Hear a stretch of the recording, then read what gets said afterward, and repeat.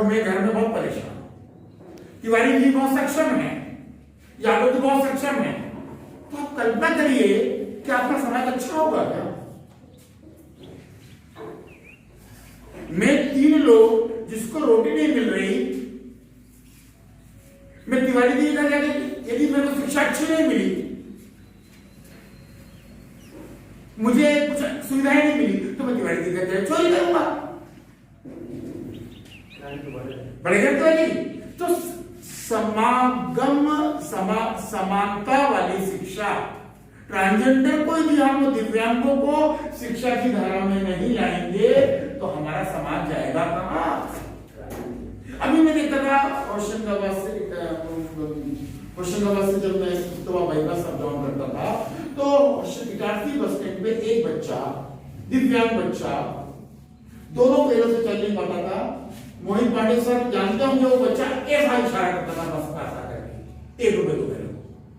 सब शायद आपको उन्होंने देखा होगा, उसको चलते नहीं पाता था, वो दोनों घुटनों के बल पे, और वो पूरे मतलब उसका जो एटीट्यूड था वो इस तरीके का था कि वो मतलब पैर उसके पूरे वो थे, और इतना दुख होता था कि वो गंदे नाली का पानी भी पड़ा हुआ है, तो उसके कपड़े भी खराब हो रहे हैं, पर वो पेट भरना है, कोई हंस भी रहा है उसके ऊपर, कोई डांट भी रहा है।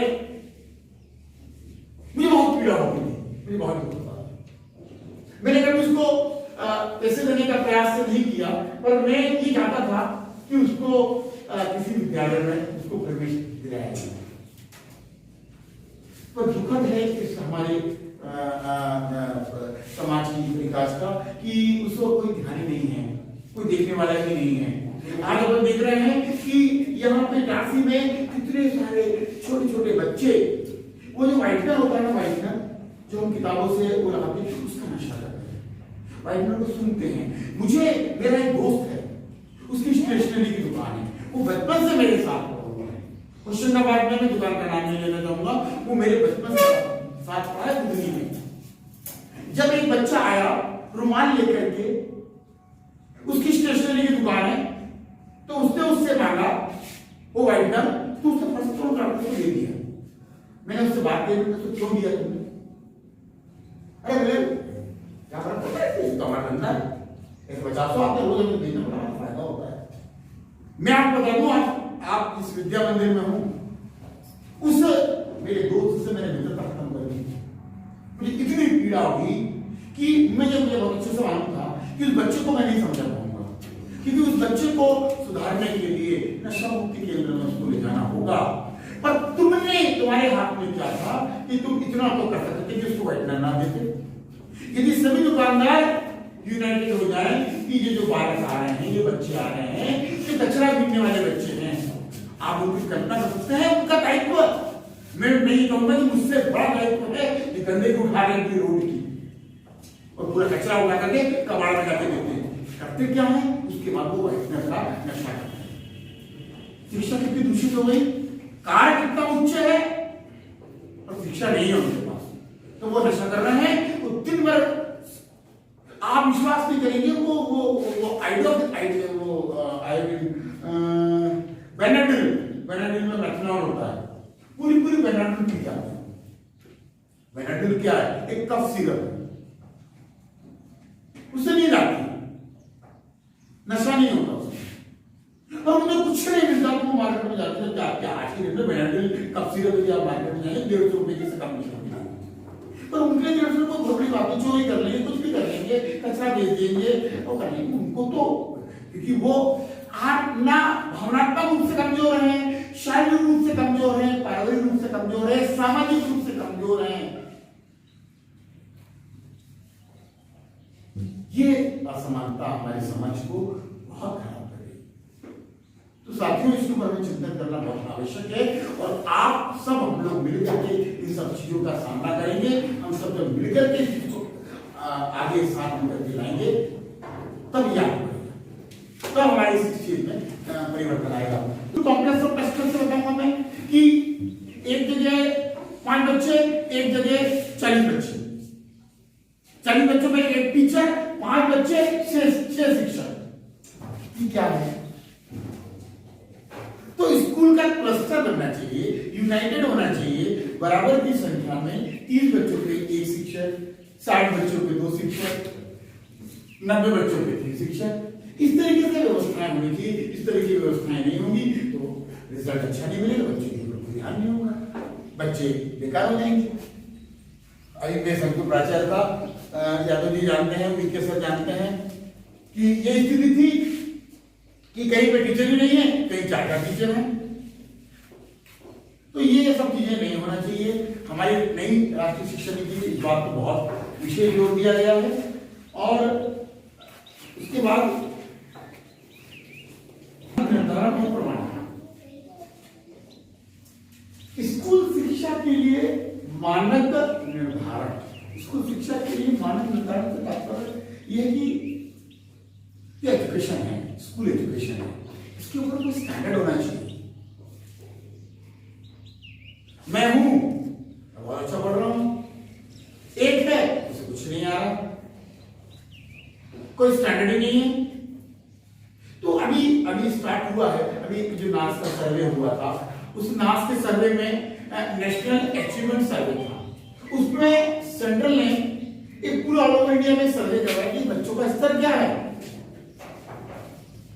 तो बच्चे की शिक्षा का एक मानक होना चाहिए, एविडेंस होना चाहिए। आपने तिवारी जी ने अपने बच्चे को भेजा तो तिवारी जी को यह होना चाहिए मेरी बच्ची इस स्कूल से, चाहे आयुषी हो, चाहे रानी हो, चाहे साहब की बच्ची हो, चाहे सर की बच्ची हो, चाहे ये मैडम की बच्ची हो, चाहे दीदी की बच्ची हो, चाहे ये दीदी की बच्ची हो, वो सब एक मानक और स्टैंडर्ड लेकर के स्कूल से बाहर निकले।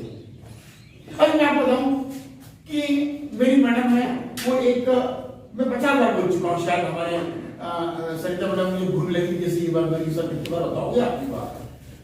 वो जाते हैं सूट सिलवाने के लिए, वो 8वीं पास महिला है, वो दिन भर में उस समय 3000 रुपये कमाती थी और 15-15 दिन की वेटिंग थी। उस समय हमारी मैडम को मिलता होगा 1000 रुपये पर डे और वो 3000 रुपये पर डे कमाती थी।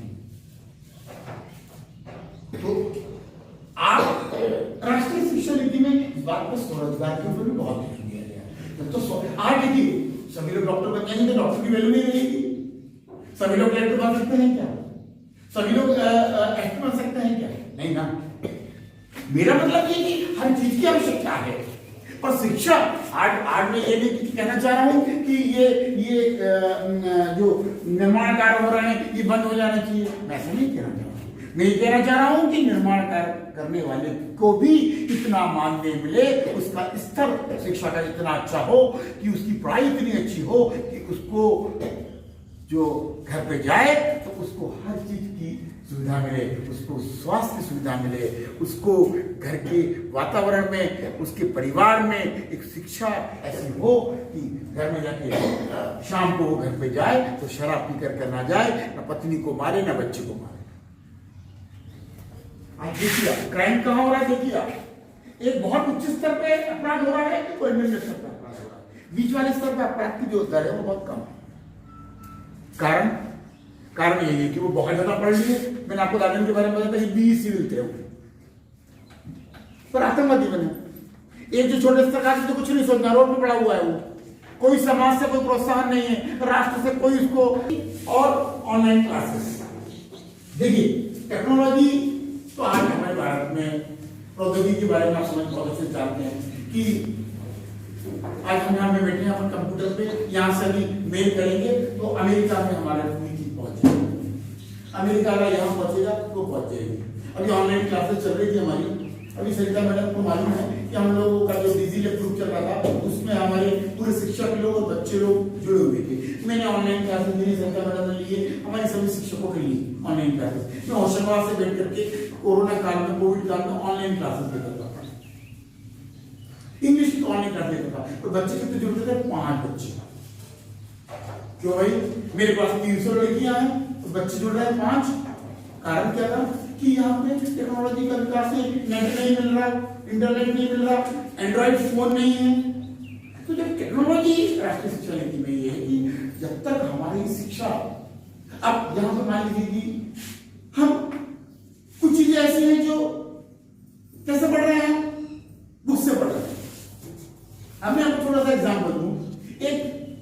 कोर्स होता है BSc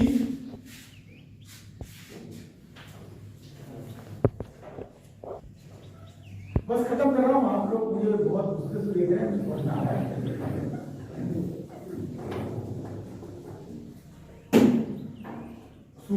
BSc in microbiology.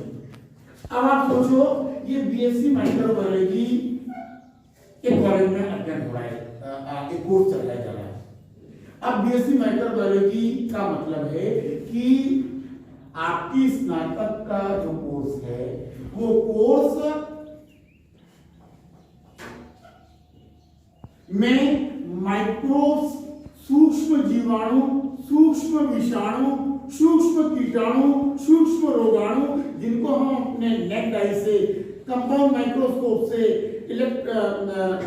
Dissecting microscope से नहीं देख सकते, उनका अध्ययन करना। तो अध्ययन कैसे होगा? वो अध्ययन होगा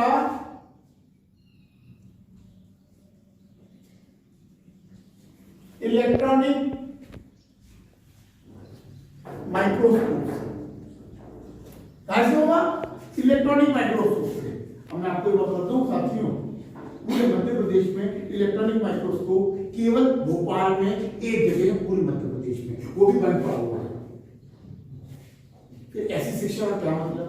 तो हमारे महाविद्यालयों में, हमारे स्कूल लेवल पर टेक्नोलॉजी का विकास, इस राष्ट्रीय शिक्षा नीति पे बहुत जोर दिया गया कि अभी आपको बता के मैं बड़ी खुशी से बताना चाह रहा हूं कि मेरे विद्यालय का चयन पूरे केसका ब्लॉक में इसी विद्यालय का चयन स्मार्ट क्लास के लिए हुआ है और 2.5 लाख रुपए हमको मिला है। और अब ये पूरी क्लासेस कंप्यूटर से हो जाएगी। अभी भी हमने अपने खुद के फंड से बनाने का प्रयास किया था, अब गवर्नमेंट ने हमको ये 1 करोड़ की बिल्डिंग दे दी। इस बिल्डिंग के लिए खूब पापड़ दे रहे हमने, अब हमको 2.5 लाख रुपए मिल गया, हमारे विद्यालय में स्मार्ट क्लास चाहिए। तो थोड़ा ताली बजा दीजिए मेरे लिए, ताली की मांगनी पड़ रही है। तो डिजिटल क्लासेस के ऊपर भी हम देख रहे हैं कि तो इतना हो गया। अभी मेरी जो बेटी है वो यहाँ होशंगाबाद पढ़ रही है। अब आप लोग सबके बच्चे भी, बहुत सारे बच्चे पाला के लिए बड़े बच्चे कॉलेज वगैरह पढ़ रहे होंगे। मेरे को ज्यादा जानकारी आपके बारे में मैं अपना बता दूं कि अभी बिटिया को 1.5 साल से हो गए थी। अब वो रोज टेंशन करती थी मैं इसका परीक्षा कैसे निकालूंगी, मेरा तो सिलेक्शन नहीं होगा। अब हमने दिल्ली बात करी, उन्होंने भेज दो। फिर बात करी तो पहले सब कोचिंग सेंटर बंद हो गए। तो कोचिंग सेंटर बंद हो गए तो क्या किया? फिर अभी उसकी मम्मी ने कैसे पता किया, उसके अंदर मेरे पास बिल्कुल टाइम नहीं, मैं 8 बजे सुबह के लिए निकलता हूँ, रात के 8 बजे मैं घर पहुंचता हूँ। उसके बाद मेरी स्थिति कोई काम की नहीं रहती। तो अगर अभी उसकी मम्मी ने एक डिजिटल ऑनलाइन क्लासेस 1.5 लाख रुपए शायद उसकी फीस है, वो दे करके ऑनलाइन क्लासेस स्टार्ट करेंगे उसकी कंपटीशन के लिए। तो वो लोग लीगल एज करके वो लोग भोपाल से उसको कोचिंग देते हैं। तो मुझे कल बताया पापा वहां से टीचर्स को पढ़ाते हैं, वो घर में अपने बेडरूम में, उसका एक अलग कमरा है, स्टडी रूम है, वहां बैठते हैं, लैपटॉप पे वो टीचर्स आ जाते हैं और ये ऑनलाइन उनकी बातचीत होती है। अभी मेरी कल ट्रेनिंग थी यहीं से मैं भोपाल में पीएस मैडम से हम लोगों की ऑनलाइन क्लासेस, ऑनलाइन मीटिंग चल रही थी। तो इतनी तरक्की तो हुई है, पर इसको और आगे राष्ट्रीय शिक्षा नीति इसको और आगे बढ़ाना है। तो डिजिटल जब अपना हो जाएगा तो डिजिटल होने कि हमको हर चीज की जानकारी रहती है। आज कई लोग देखो आप, जिसमें अपना बता दूं आपको, मैं एटीएम से करता हूँ, मेरे दोनों बच्चे अरे पापा क्या कहाँ के उसमें लगे हो, उनको बोला पापा मेरे क्या देखने ये ट्रेन में वो रिजर्वेशन कराना, उन्होंने 2 मिनट में टिकट निकाल के मेरे डॉक्टर ने। अब आप कहाँ यार, आप ये लोग मैसेज आ जाए आपको मोबाइल पर, ये कितने बच्चे लोग कर रहे हैं, बहुत कम। मैं नहीं कर पा रहा हूँ। अब मैं इसलिए नहीं कर पा रहा हूँ तो मेरे पास इतने सारे काम है कि मैं उतने काम के उस पर ध्यान नहीं दे रहा हूँ। पेटीएम से पेमेंट मैं नहीं कर पा रहा क्योंकि मुझे मालूम है कि पेटीएम से पेमेंट करने के लिए मुझे अपनी बेटी का बैंक थोड़ा सीखना पड़ेगा 10 मिनट। तो मैं क्या करता हूँ, या तो कार्ड से पेमेंट कर देता हूँ, डेबिट कार्ड मेरे पास है, या कैश पेमेंट कर देता हूँ। पर इसकी जरूरत भी नहीं है। अभी घर में मैंने दूध वाला कैसे ऑनलाइन शिक्षा ये सबके लिए होना चाहिए ना भाई। आज शहरों का बच्चा शहर का बच्चा पूरी तरीके से दक्ष हो गया और हमारे सुप्तवादी ग्रामीण बच्चे नहीं हो पा रहे हैं। तो ये शिक्षा हमारे यहाँ भी आना चाहिए। राष्ट्रीय शिक्षा नीति में समानता और समावेश के ऊपर जो समग्र शिक्षा में जो समान शिक्षा के ऊपर बल दिया है, उसने ये बात का बहुत विषय दिया कि डिजिटल शिक्षा और ऑनलाइन क्लासेस, अभी 1.5 साल तक पूरी ऑनलाइन क्लासेस चली थी और मैंने आपको बताया ना उसके परिणाम बहुत अच्छे नहीं थे। सरकार नहीं था, एंड्रॉइड फोन नहीं थे, नेट नहीं था लोगों का। अभी आप यहाँ देखिए, कल मैं बहुत देर से प्रयास कर रहा था, नेट नहीं था।